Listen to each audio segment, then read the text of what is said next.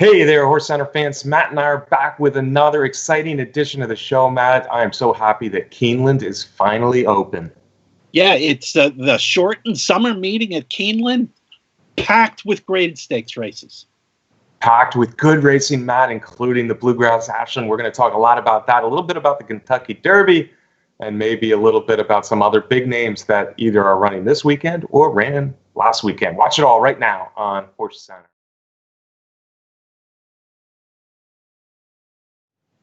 Welcome to another edition of HorseCenter, everyone. I am Brian Zipsy, and as always, I have the terrific pleasure of being joined by my co-host to the East Coast. That's Matt Schiffman. How are you today, Matt? I am very good, Brian. We got Keeneland open for a week, but it is an action-packed week. Absolutely, Matt. A ton of good horses running this week at Keeneland. We're going to focus on Saturday. We're going to focus on the three-year-olds with direct implications to both the Kentucky Derby and the Kentucky Oaks. So let's start with a full field of 13 males running in the Bluegrass.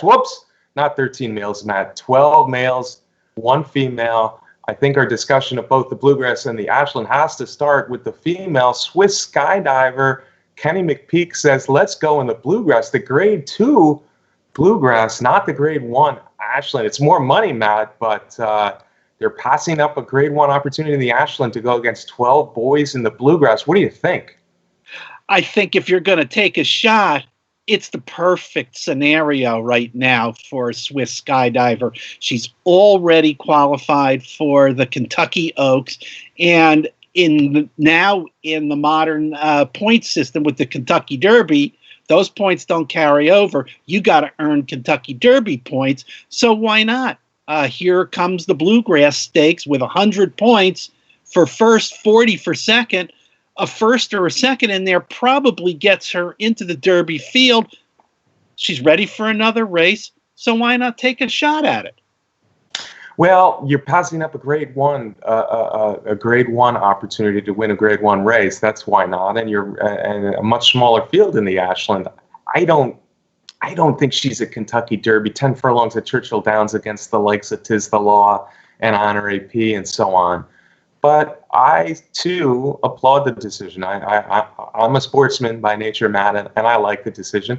And I certainly think she has a shot in here. I mean, she's been terrific in winning really nice graded stakes races. In fact, I think they were probably in some cases tougher.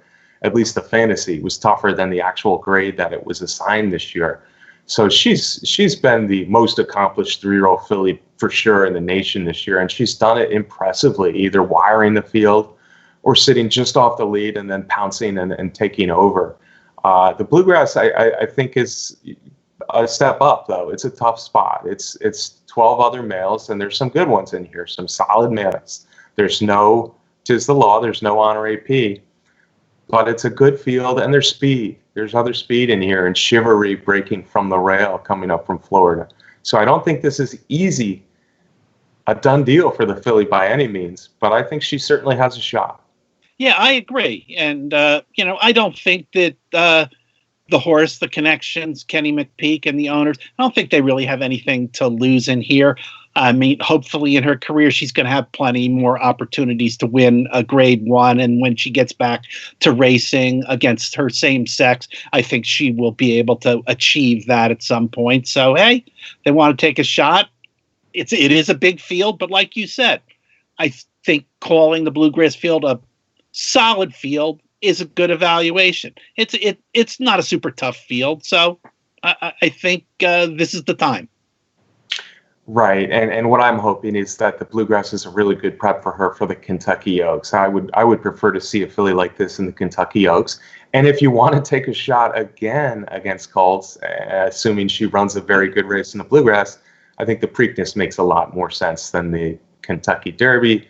It's a 16th of a mile less. You won't have 20 horses. You might not even have 12 horses in this year's Preakness. So Swiss Skydiver on an interesting trail here, and she deserves a shot. And like you, I appreciate the shot, and nothing to lose is a good way to look at it.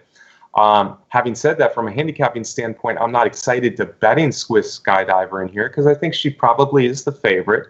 Not a heavy favorite by any means, but I think she'll probably end up as the betting choice and I don't know if she's worth those odds. I do like her probably about third best in here, and if she can work out a good trip, either on the lead or right behind Chivalry, she could win. I can't help but rooting for her, but as a handicapper, I'm looking slightly elsewhere because I think there's better value on horses that have at least as good a chance to win the race as her. I think the horse that is going to end up the second choice, Matt, is Art Collector. He's a really impressive winner of 3 straight at Churchill Downs.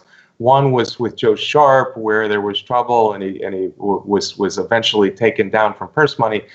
But the truth is, he's won 3 straight impressive races at Churchill Downs. Son of Bernardini. 2 have been this year, or 2, in fact, have been pretty recently at Churchill Downs. Yeah, and he's shown some versatility in his running style in those races. He won one of those races on the front end, and he won other races coming from behind, and that's always a good thing to cut in a big race like this. He's a horse that's an up and comer. Looks like a horse that's getting better, and that's always a good thing. I don't know if I'm going to love the price with all those wins in a row. He's probably going to take a good bit of action. Yeah. I really think Swiss Skydiver and Art Collector are the 2 favorites. And Art Collector, for him, it really is the acid test. He really hasn't faced this kind of horse yet. His last race maybe was the best competition he faced, but it was a short field, and he controlled the race on the lead. But you're right, he's tactical. He doesn't need to be on the lead. So I'm just feeling that race might have been a little better than it looked because horses behind him were kind of put to the gun with no other pace to run at him. The horse I probably would say is my top pick right now, and I kind of see him as the third choice in here, is Rushy. Rushy is a big, strong son of Liam's Map.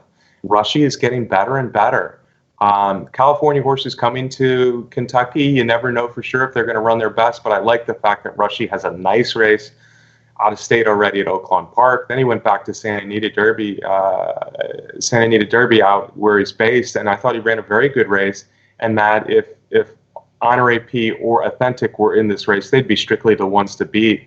I think Rushy, from his outside post with Javier Castellanos, sits a good stalking trip. I think he's got a big shot, maybe 5-1 or so. Yeah, and he's run well against the best competition out in the West. So this field is not as tough as some of those other horses that he's faced in California. It's going to be an interesting race in terms of the pace. Like you said, Rushy is one of those that likes to be close, but not right out on the lead.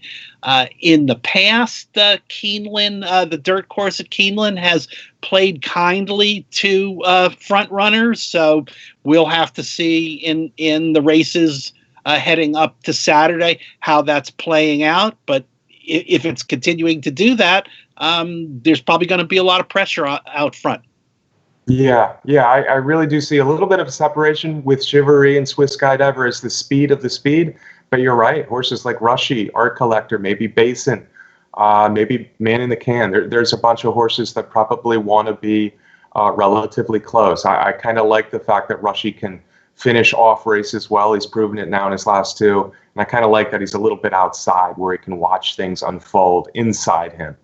Another horse I think we need to talk about and should get some play in here is Basin. Basin's been pointing for the Bluegrass for a while. Basin is a Grade 1 winner. He won the Grade 1 Hopeful last year. He's 0-3 this year, but maybe his best race yet was his last race where he was second to Charlatan in that division of the Arkansas Derby.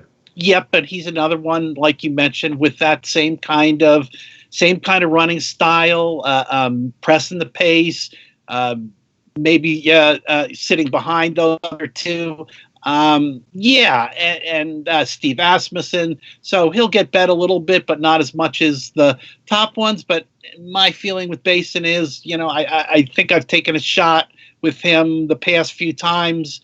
I'm ready to try others. Yeah, for me, Basin, his 3 races are just not quite good enough. Yeah, maybe the Arkansas Derby was a little bit of a move forward, but not quite good enough to bet in this steep field at single-digit odds. I could see him running a good race, but on the other hand, I'm pretty comfortable taking a small stand against Basin. A horse I won't be taking a small stand against in this field is Enforceable. We've already talked a lot about horses who want to be on or near the lead early, And Enforceable, of course, is the opposite. Enforceable is a horse who comes from pretty far back. He's also been away. Now, Matt, he had a lot out of any good 3-year-old in the country right now. He's probably the most experienced one out there. So he had a lot of races and a lot of good competition back to back to back to back there for a while. And I think that probably the 4-month or so break that he got was good. He's working really well. Mark Casse usually brings horses to Keeneland ready to roll. This is a immaculately bred horse who's shown real class before. I think the race sets up for him well. I expect Casse to have him ready for this race. I think the Bluegrass is a big target for this horse, and the stable. I think Enforceable along with Rushy are my top 2 picks. Yeah, I hear what you're saying about Enforceable. I'm going to pass on Enforceable in here. I just don't like these Casse horses that come back after they've had a rigorous campaign. So looking for a closer for me, and one that I'm going to consider, I'm going to go back to my man, Mr. Big News, who was last seen pulling that big upset at Oaklawn Park in the Oaklawn Stakes back in April. He's been off since then. I don't know if there's a story about that. I don't think I've heard any particular story. He won that race as a closer, and he's going to get a good setup in here. So my late running pick is going to be Mr. Big News again. Yeah, Mr. Big News is certainly another option with late runners. I do definitely like Enforceable better. In fact, I like the fact that he had a lot of experience before break, while Mr. Big News was more lightly raced. Mr. Big News, I think, is a long shot horse that I'm very interested in throwing into my exotics in the 10 furlong Kentucky Derby, and I just have a feeling that's more of a betting opportunity for Mr. Big News. I don't expect him to run quite as big in the Bluegrass. Well, I feel like Enforceable is going to be a little bit more cranked up. I could be completely wrong. But Mr. Big News, I don't like the horses that he beat coming out of that Oaklawn Stakes either. Farmington Road really has been disappointing. So I just wonder if that was just a little bit lighter. Having said that, I do think he's got a shot. He also is working well like Enforceable for trainer Brett Calhoun, and I like Enforceable better. You like Big News better, but both of them have a shot. We got to mention Man in the Can, Matt, because Man in the Can is an Arkansas bred. We don't see a lot of top level Arkansas breds, and it was really hard to know if he was top level coming off a couple stakes wins against Arkansas breds at Oaklawn Park. But I'll tell you what, the race he ran at Churchill Downs recently was very good. It was a 1.8 miles, won it nicely, and the horses behind him, that looks every bit the part of a key allowance race. Obviously, the horse who ran second came back and won the Ohio Derby. Yeah, and I agree with that. And I think what you're saying when you throw Man in the Can in there is that this Bluegrass is a pretty evenly matched field. We've mentioned a whole bunch of horses who are coming in off of really good efforts that fit in with the pace scenario. We got stalkers, we got closers in here. And the biggest question to me about the race is Swiss Skydiver, is she faster than the other horses in here? Yeah, I know Chivalry's shown speed in the past, but there's part of me that feels like the filly just might be quicker than the boys in here, and it's going to be interesting to see. But I feel like Swiss Skydiver, she's either going to be right there at the end, or this was a tough spot, and maybe there's a chance she's going to run off the board. Yeah, I guess I feel a little differently because I do think she's for real, and I think she fits in with this group. But I think Chivalry is just speed. I mean, I've seen Chivalry run a bunch of times, and he's breaking from the inside. I think Chivalry has to go. So I don't think Swiss Skydiver is going to open up any kind of lead, for instance, in here. And I don't think you're saying that either. But I think Chivalry's got to be on the lead. And Swiss Skydiver, I think, would be better for her if she was able to sit just off of Chivalry, sit in second. That could make Chivalry dangerous. Who knows? But I don't think she'll leave him alone for too long, as you don't either. So I think she's got a chance to stick around, and I probably do like her and Art Collectors around third best in here. I'll be using them with Rushy and Enforceable. It's hard to pick a long shot. You can tell how deep this field is, but there's one horse who's kind of a bomb that I think could run a little bit. I expect attachment rate to be ignored with all these horses to bet.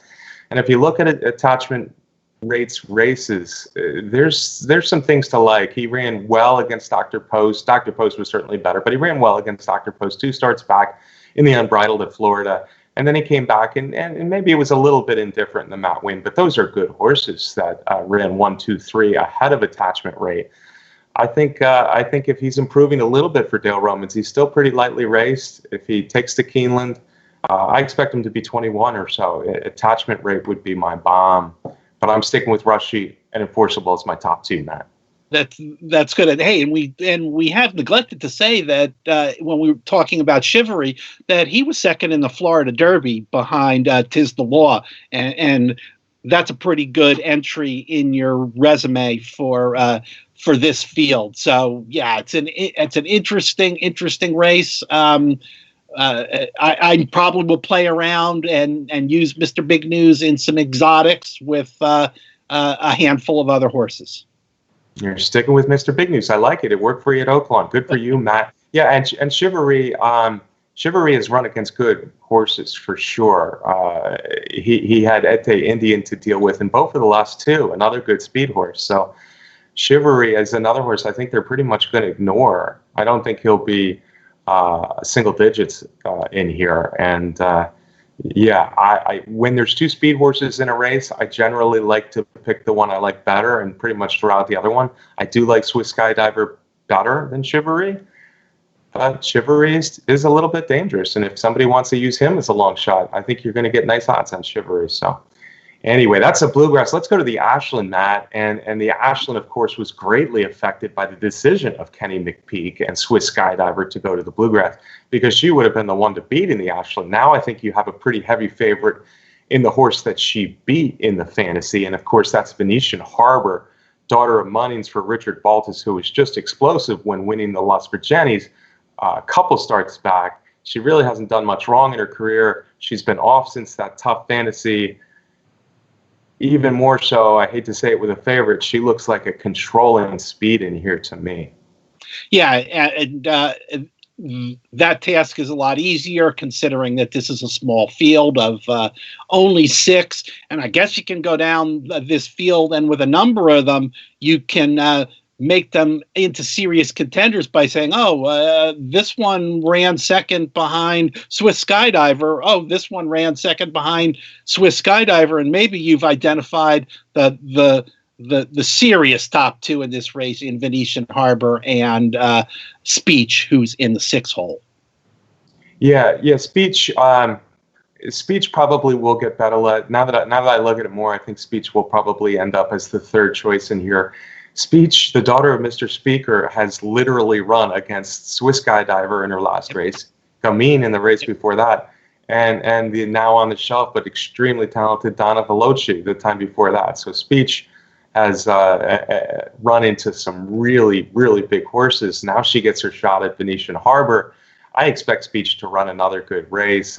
She wasn't really giving Swiss Skydiver anything to worry about in the San Diego Oaks. That was easy all the way for Swiss Skydiver. But the race before that, she gave Gamine all she wanted in the Oaklawn Park stretch. So Speech is dangerous, and I wouldn't be surprised to see Venetian Harbor and Speech run 1-2 all the way around. Having said that, I like Bonnie South a lot as a racehorse. If you look at Bonnie South's last 2 races, they are really impressive.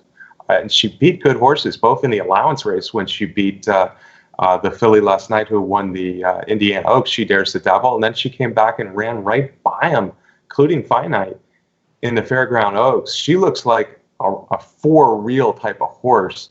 I just really worry about the race setup in here for, because I don't think anybody really goes with Venetian Harbor early. And Bonnie South doesn't seem to have much speed, Matt. Yeah, I feel the same way.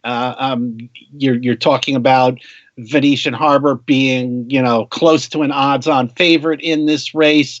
I was considering Speech, but with Speech, the big question is now she has 4 second-place finishes in a row. And yeah, I know those last few were losses to very, very, very good horses, and normally would be looked at as positives.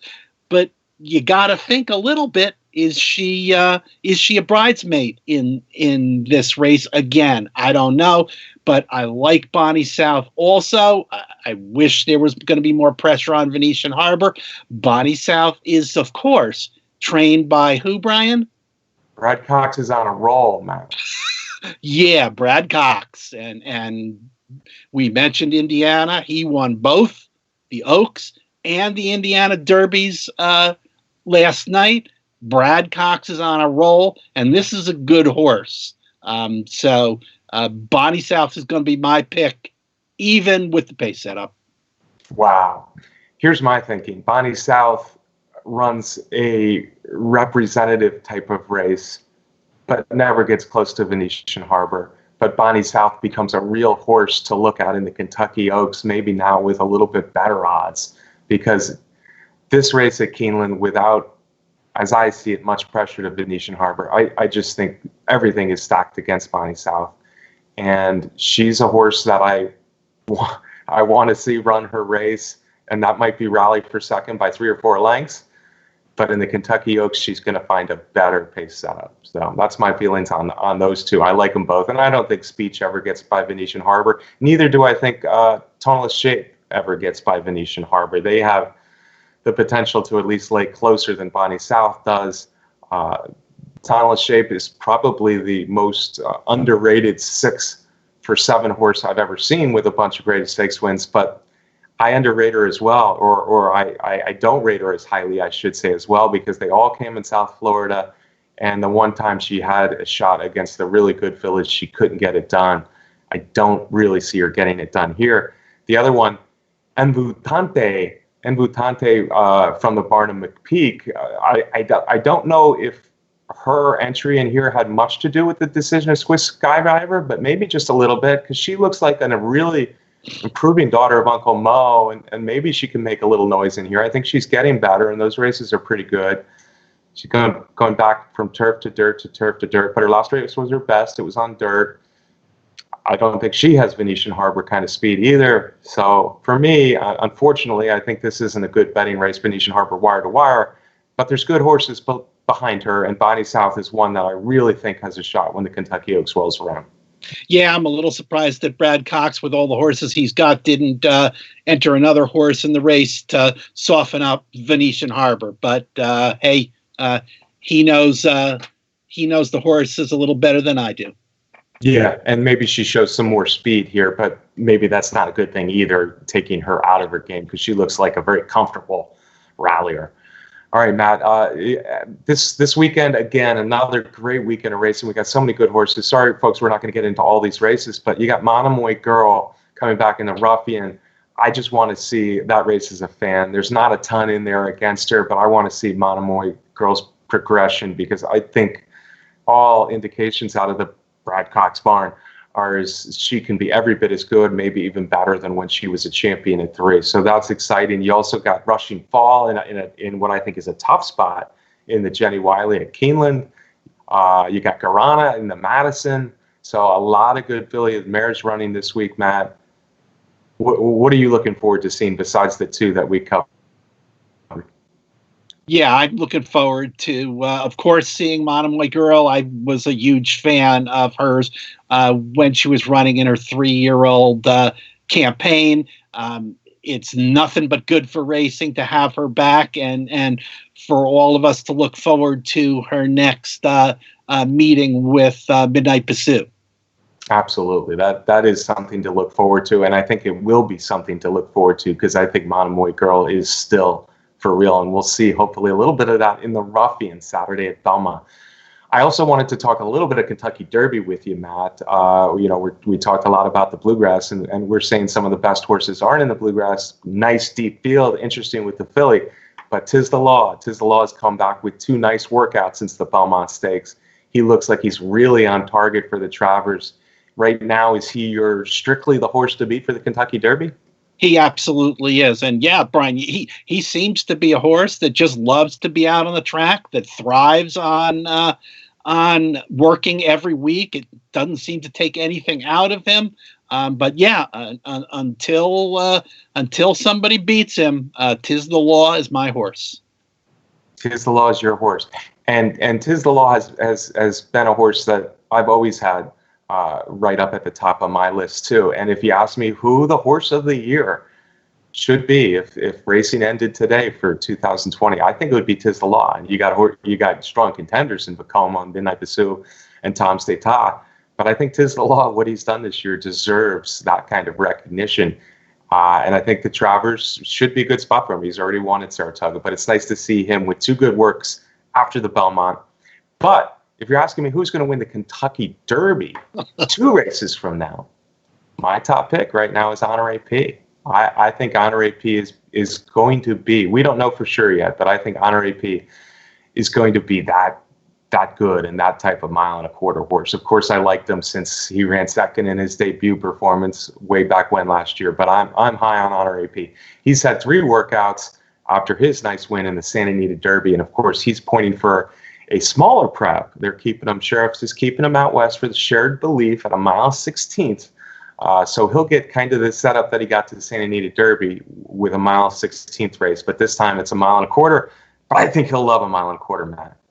Oh, yeah, I think so. Sure would like to see him come out of the West prior to the Kentucky Derby. Sure would like to see him face a little bit of a sterner test, because he's sure going to face very much in that Shared Belief before heading to the Kentucky Derby.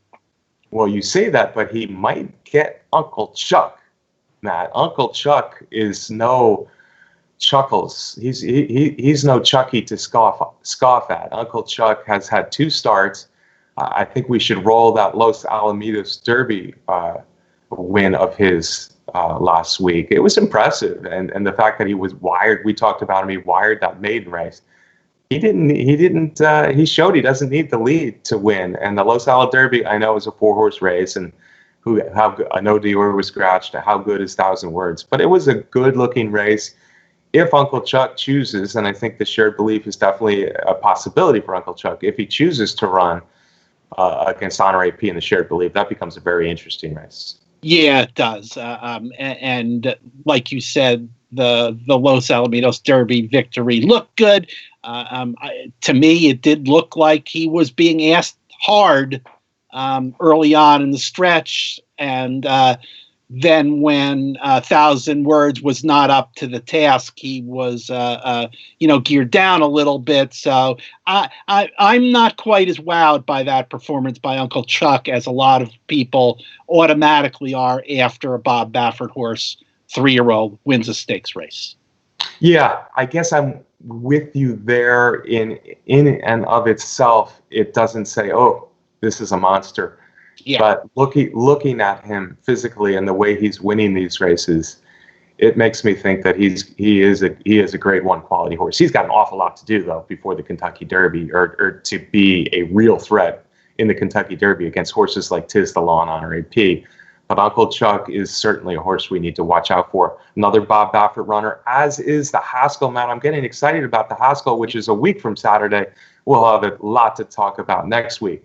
I'm excited in that there looks like there's speed to go with the favorite Authentic, and I'm excited about the proposition that Todd Pletcher right now is saying Dr. Post is going to run in the Haskell. I'm interested to bet Dr. Post to beat Authentic in the Haskell. How about you? Yeah, I'm looking forward to the Haskell. I'm hoping that I will be able to be at that race on Saturday, as it's only a half an hour from my home. Looking like it's going to be a pretty good size field right now, maybe like a field of 10, 11, or 12, which is nice. Yeah, it looks like there's going to be speed in there, and Authentic is a very good horse. But I'm a little bit higher on Dr. Post as another up-and-comer. His second in the Belmont obviously was very good. Last night we had the Indiana Derby as well as the Indiana Oaks up at Indiana Grand. And the winner of the Indiana Derby was no surprise. Shared Sense won it. And he won it pretty nicely. But as far as the Kentucky Derby horse, I'm not ready to call the Godolphin winner of the Indiana Derby a legitimate threat in the Kentucky Derby just yet. Yeah, I agree with that, Brian. And it's only a 20-point race, so he would have to do more to get into the Derby field. Son of Street Sense. The final time was not bad, 1:49 and change. So that was a good thing. But yeah, I was not wowed by that performance. I didn't see Kentucky Derby winner there. And an improving Son of Street Sense, but honor AP, 'tis the law kind of class, we don't see it yet. We do see an awful lot of class at what happened at Belmont Park last week, Matt. I thought Instilled Regard's late burst in the Manhattan was sensational. I thought Tacitus finally got what he needed, a confidence builder, blinkers, Johnny V up. Everything looked good for Tacitus in the Suburban, although it wasn't the strongest of fields. But then Vacoma's the star of the week, Matt, because that Met Mile was top competition. Vacoma controlled the race from the starting gate to the finish line.